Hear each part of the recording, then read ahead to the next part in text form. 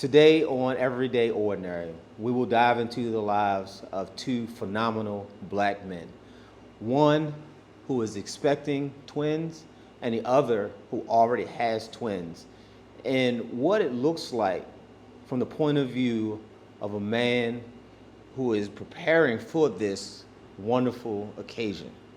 At the time of this particular recording, there's very limited information out there for a black man to reference to in preparation for this said occasion. Hopefully, by the end of this three-part miniseries, you, the viewer, will have gained a greater understanding and learned a lot of helpful knowledge if you're preparing for a child, twins, or any type of addition to your said family.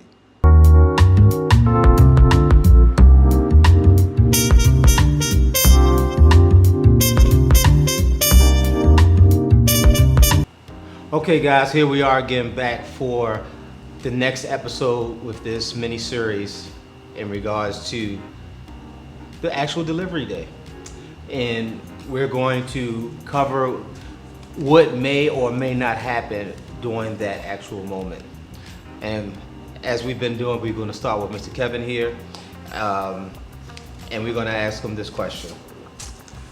Thoughts of potential epidural versus not. And for those who are not sure what an epidural is, I want to explain it to you.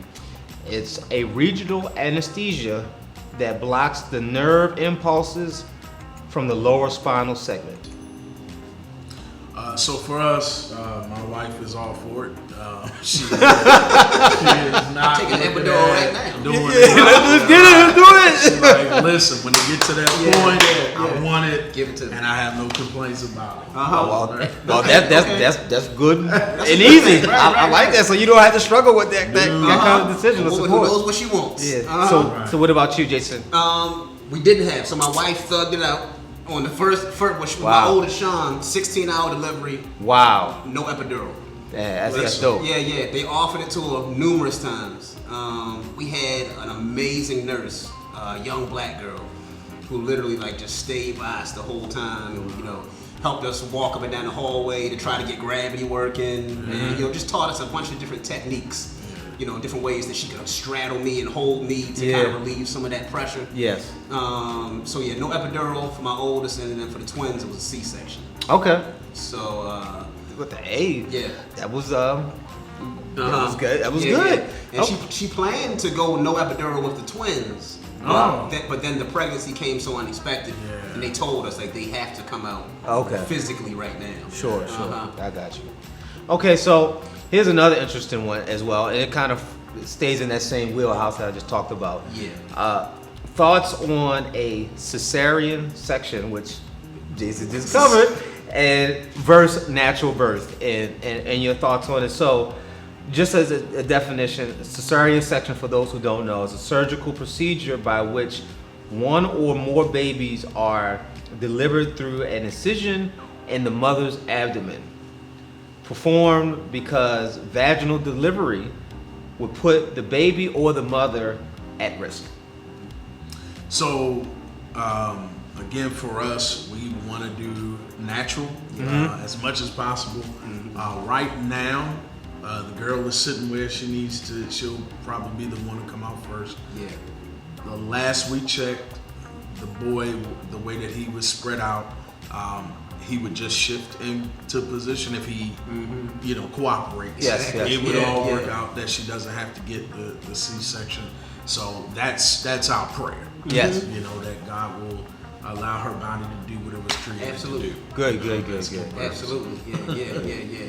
And for me, it was we got thrown into the C-section. Yeah, it was. The boy said, "Look, it's now or never." It's now or never. Yeah. Some folks have scheduled C-sections where it's actually on the calendar. Yeah. Ours was literally this is an emergency operation almost. Yeah. And that was the kind of feeling that was given behind it. It wasn't one of these things of you should. The doctors were saying it has to happen. There's no options.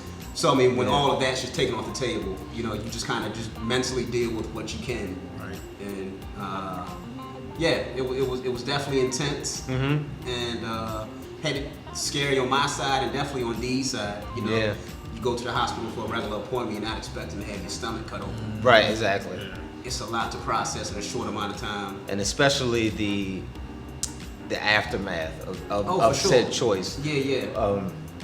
In recovery, the appearance. Yeah. You know, in terms of that. I know it's a lot to bear, but at the same time, it's not it doesn't lack commonality. It's a Right. common thing that does happen for various reasons. Yes, So, sir. so here, this next one is going to be sort of interesting. It's probably like, why are you even asking me this question? Okay. Because this is not. I'll probably have some viewers that are women who will be like, this is not even something they can answer. Okay. But I feel that it's a place of concern because of the end results of said choice. And here we are. What are your thoughts on breastfeeding versus not? So, my wife, again, that's what she wants to do. Yeah. For her, it's about connection and nutrients, you know, for them. So again, my role is to support whatever's going to be best for them, and you know, it kind of cuts down on the bill, the food sure. bill, Right. right? Because it's free food. You got me? It's free food. So why not? That's what it comes down to. Let it go as long as it can. Yeah. They 7 years old. Still, Right, keep it going. Give them some of that food, girl. Stop fronting. That's funny. Yeah, man. Our experience with breastfeeding, my wife breastfed our first, and he took. That's the thing. Sometimes the babies won't take to the nipple.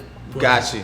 So Sean took, but the twins, one would, Liam would take Yeah. occasionally, Yeah. and Emery not as much. Right. So then it finally got to a point where we were forced to move towards formula and other things, just because they weren't getting, you know, enough to sustain their weight and, you know, everything, especially with them being preemies. Yeah. We were trying to catch them up, you know, as far as, you know, it came in a month and a half. Yeah. So early. Very interesting, man. Now, Yeah. at this juncture, everyone, this is good because now we have really some separation in terms of views and thoughts and experiences to obviously to, you know, fill this whole opportunity up with some good substance. So moving on to this next one is and I can't wait to hear what Mr. Weems had to say. Okay. But we're going to start off with Mr. Kevin. This will be more of a speculation type of thing. So on the day of delivery and it's time and she's in the room, how are you going to be supportive, hands-on during the delivery? This is in relation to dealing with things that you have never seen before. You've seen a lot of things in regards to her, but you're going to see you might see some things that you have never seen before. For sure. And then also the unknown, which could create some nausea, stomach issues. Like, how are you, how do you feel about that? Man, so I've been thinking, you know, you kind of played in your Look, I'll be lying. scratching my head too. Good, you know. Listen, as long as if I fall out, I hope I just bounce back up and hopefully just nothing earls out. understand. I just, because I don't know. Yeah. All I can say is I don't know. Yeah, exactly. I just pray for the best. Right, and prepare for the worst. Right. So if I wake up and I realize I'm in the bed next to her, all right, that means I passed away. I'm sorry, baby. I'm gonna do better next time. That's funny. Right. Catch you when they get out of here. Exactly. Don't judge me. Y'all getting discharged together. Right. Got a little bracelet on Can that. you imagine wheelchairs take you down to the front of the hospital? They pull up in that little half circle. Well, get her first, then come back and get out. Right. Oh, man. Get her legs in. Oh, no, that's funny. Oh, that's too funny. That's too funny. Mr. Jason, It's crazy. you've been down this road. I've been down this road More than once. Yeah. I mean, with the twins and the C-section, you know, they have, you know, her a little bit separated, and it's like a curtain. I was in the room, but they don't let you stand on the side as they're actually performing the incision. Okay. I could see her face. Yes. I couldn't see her lower half. Right. And it was weird because, you know, I couldn't I mean, she has the anesthesia and stuff, but you can't tell if she's feeling anything. Okay. The thought of someone cutting into your wife. Yeah. Yes. You know, sends certain emotions and feelings through you. With Sean, my first was a natural delivery. Okay. And I remember vividly, I had on a brand new pair of Adidas Sambas. No. Brand new, crisp. Oh boy. And I had on a nice pair of jeans. I don't know if I want to hear anymore. Right. And a fly Where the Wild Things Are t-shirt. And I remember Sean came out and the afterbirth hit my shoes. Woo! Because I was standing close. Whoa. Like straight on my shoes. Shoelaces, everything. So for all those who don't know, like me, what exactly is the afterbirth? Is all of the other things that come out when the baby comes out. Okay, I that's mean, that. you I got- think that's enough. Yeah, I think that's. So- I think.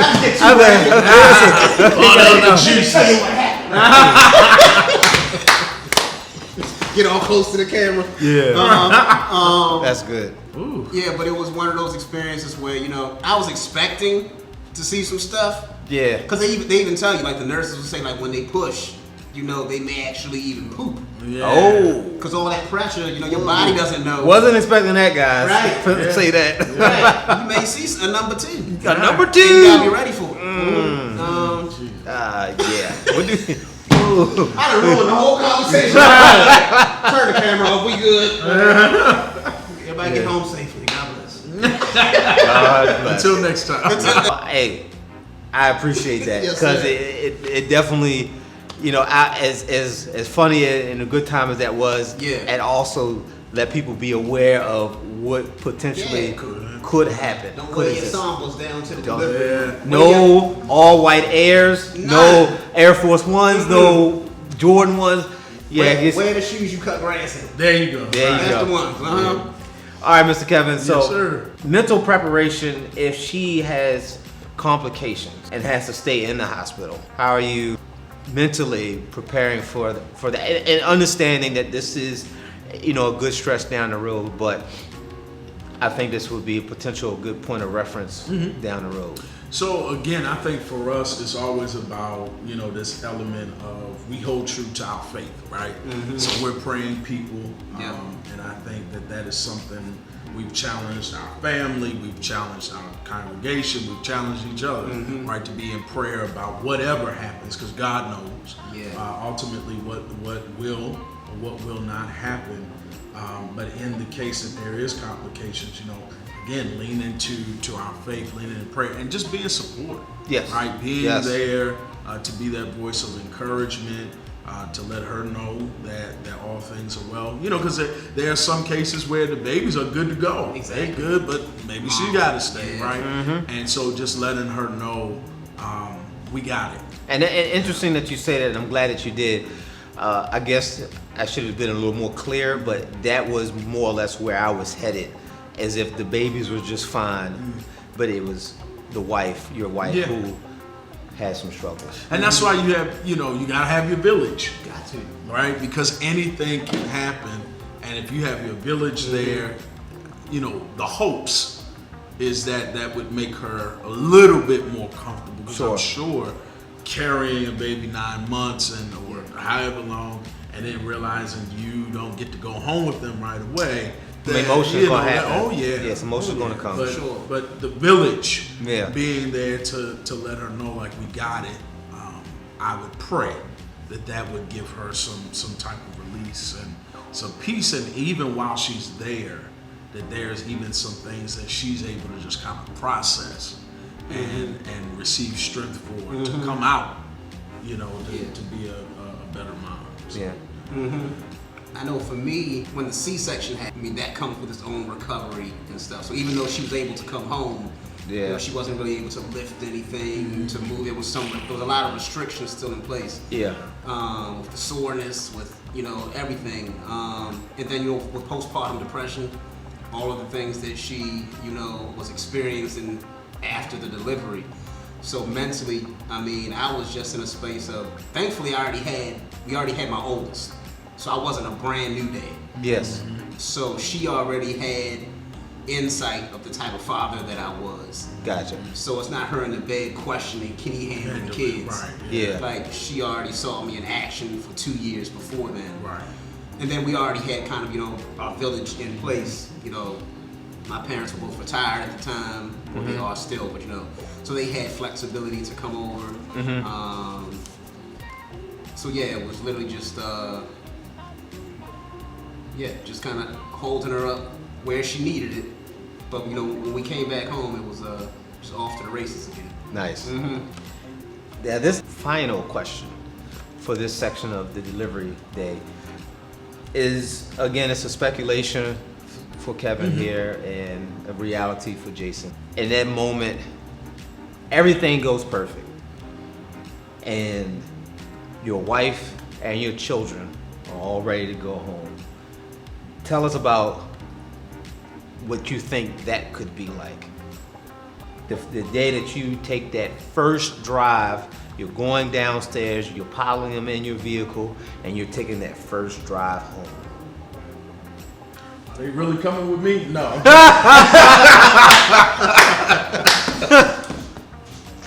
No. Here's the thing. I think there will be an element of excitement that we all made it through. Yes. Right.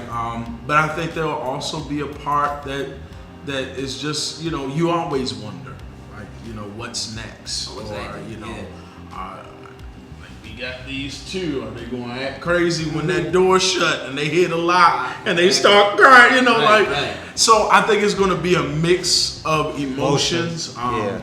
That's why, like, for us, because we'll be out of town, we just kind of put our family on a schedule. So that, people are saying, okay, if it's around this time, this group will be here then when they leave, another group's going to come in, so that we are getting, at least within those first 6 weeks, right? Yeah. Having a village of people that can help us to really transition during that time. Because, you're talking 2, and they're even starting now, we can kind of tell whose sleeping pattern is what inside the womb. So the girl, she cracking like 7 o'clock, 6, she kicking. 30 minutes later, he in there rolling around. So I'm just like, Lord, that is too early. But it's so crazy because like for the past 3 months, I've been waking up at like 6 something or 7. Got you. That's nuts. Yeah, but I need to sleep a little later. Give me 9, all right? Give me 9. It's gonna be tough. Please. 9 is a blessing if you get it, man. Please. Yeah. My kid's up like 7 something every morning. Like for no reason, just up. Nothing happening in the house. They just walking around, going upstairs to make sure their alarm is on or off, messing with doorknobs. Yeah. Like just harassing people for no reason. Yeah. So what are your thoughts on that? If First time we went home? Yeah, that first drive back. It was I just remember it being like a different type of quiet in the car. I'm wondering, was it? We I wonder because you Yeah. you just got finished dealing with some completely unexpected chaos. Yeah. I remember getting them in the car. I remember the 2 car seats back to back, rear facing. I remember putting them in the seats and locking the little things around their chest and their legs. Then I remember coming out of the little front part of the hospital and getting on the Calvert Street and driving. I was going mad slow. Like I was going like 20 miles an hour and people honking at me. Calvert Street. Right. They driving all fast around me, but it was just tunnel vision. It was just, I don't even want to think about getting into an accident right now. So I was going crazy slow, and I remember getting to the house and that first month, even though you see your wife growing and you see the changes happening and you know that the kids are coming, it's something about like when they physically are first. I remember when the twins were born and mom's in recovery and it's that first night and like the nurses and them they roll the kids back in after they take them up to neonatal to make sure everything's good. Okay. And I remember them bringing the 2 things in and then they left a little pile of diapers for me and my wife. And it's a dark hospital room. It's the middle of the night. And they say, here they are in case you need to change them. Wow. And physically hearing, oh my God, I now have to, it's this whole new part. Yes. And changing that first diaper, it felt like that was almost like my initiation into fatherhood. Yeah. Wow, that just gave me a chill. I ain't gonna lie to you. If I was you in that moment, I felt that. Yeah, and it was overwhelming because it was just like, yo, this is for the rest of my life. It's real. It's real. Yes. that reality, man. Oh my goodness. And I don't think I've slept the same since that night. It's just because I'm always listening for them. I'm always, because you know when they were little, like with the sleep schedules, the twins were on different. One would be sleeping at one time. It was really hard to get them locked into the same space. Well, let me catch you real quick before you go too far down that particular path, because that is particularly what he's talking about is about to come. Okay. So with that being said, I want to say one other thing, and I'm glad that Jason did get into it, because if I was in his situation, or if I was like Jason, the biggest concern for me would be that drive home, because of all the chaos and the driving and the foolishness. Exactly. And having my new family members, my wife, who is either super strong or mildly strong, and making sure that we get from A to B being home. That would have been like, caused me to go, regardless of what I just went through at the hospital, my heart would have been like this the whole ride. Because that is something totally new, as he expressed about the reality of it when he had to change his son's diaper for the first time. In the hospital. So this concludes the end of this part of the delivery day. Thank you for tuning in, and stay tuning for watching this. Never want you to forget that your 100% devotion to your children, twins, for those 18 years and beyond, because they did not ask you to come here. I appreciate you staying tuned and watching it. Please stay tuned for the third and final part, and this final part will be about the first 3 to 6 months home, and that's going to be something very interesting. Until we meet again, thank you. Yeah. Peace.